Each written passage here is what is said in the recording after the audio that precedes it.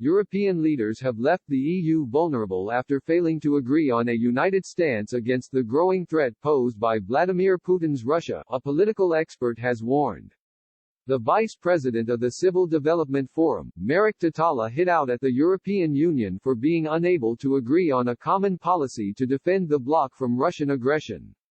He argued that failure to unite around the condemnation of Vladimir Putin's human rights violations had left the EU vulnerable.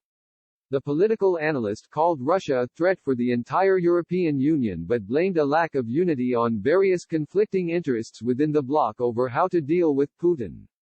Mr. Tatala, who is based in Poland, told Express.co.uk, in contrast to Germany, which I would say is the friendly ally, we also have Russia on our borders. This is a threat to Poland but also to the whole European Union. Moreover, we see a lot of violations of human rights, democracy and so on in Russia.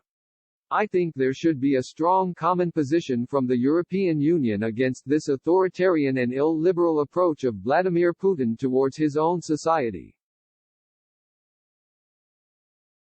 The expert said he believes the EU had failed to agree on a common approach to Russia due to competing geopolitical interests between different member states, particularly Germany. Of course, there are various interests that are in conflict inside the European Union, so this common position is not as strong as I think it should be, said Mr. Tatala. To some extent, it is based on domestic interests or policies in Germany, but we also see this pro-Putin or pro-Russian friendly approaches in some other member states, including in Hungary, where Prime Minister Viktor Orban is meeting on a regular basis with Vladimir Putin and some other officials from Russia. Mr. Tatala added, so, of course, it would be good to see more united voice of the EU leaders against Russian policies, including the most recent case of the arrest of Navalny, the opposition leader there. His remarks come as a fresh split emerged as European leaders struggled to agree on joint action in response to Alexei Navalny's arrest.